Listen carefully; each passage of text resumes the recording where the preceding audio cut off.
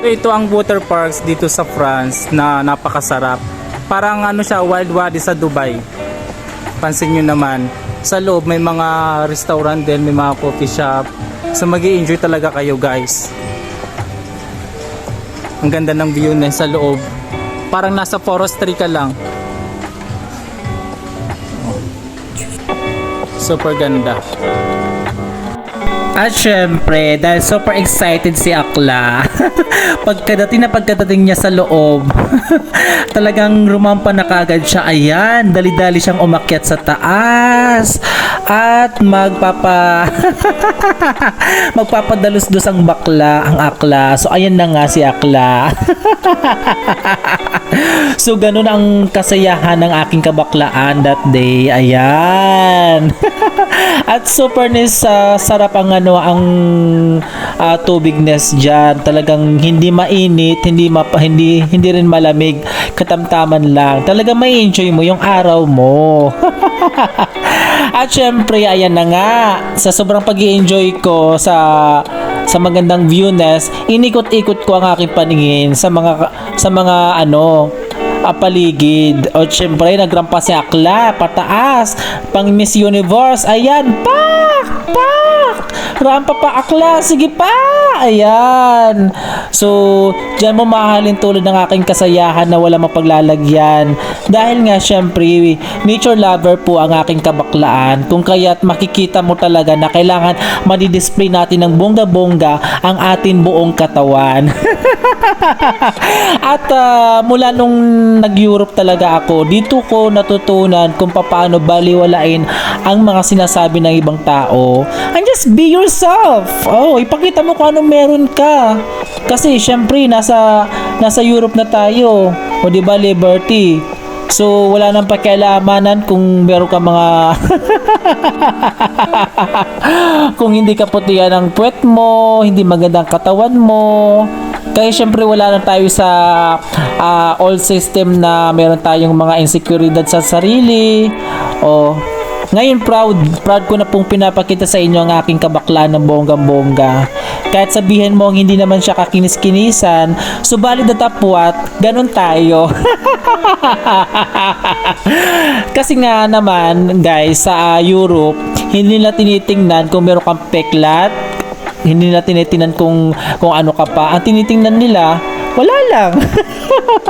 In short, walang pakialamanan. So dapat ganyan din sa Pilipinas, na hindi porket wala kang magandang katawan, hindi makinis ang balat mo, wala ka ng karapatan rumampa. So dito lang po yan sa Europe. Kaya sana mababago yan sa ibang mentality ng mga Pilipino. At syempre hindi kami nagpahuli. Talagang sumayaw kami ng at kuring na Ilongga. At sinama ko ang aking kaibigan na si Yvonne, Ate Yvonne. Ayan.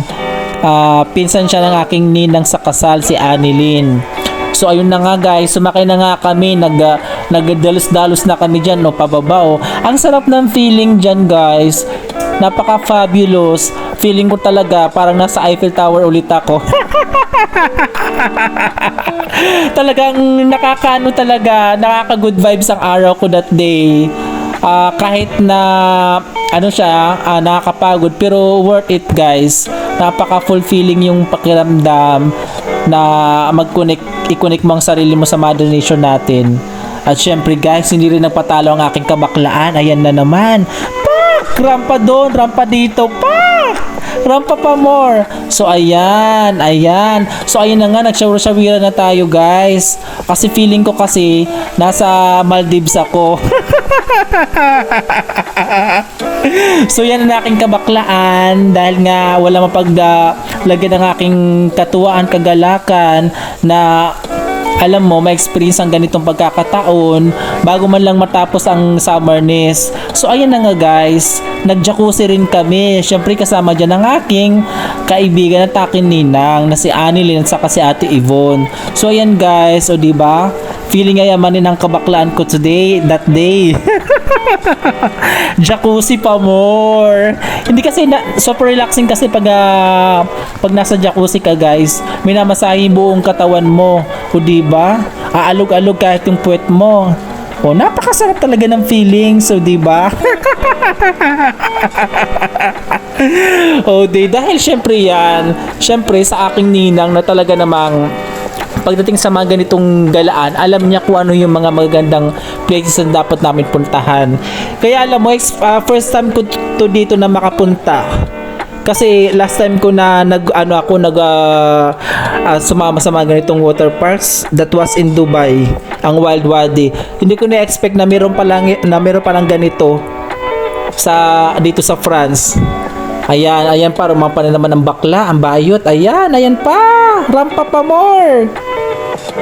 Sadyang gamit na gamit talaga ang aming katawan dyan. Sa jacuzzing yan. At syempre sa kalikasan.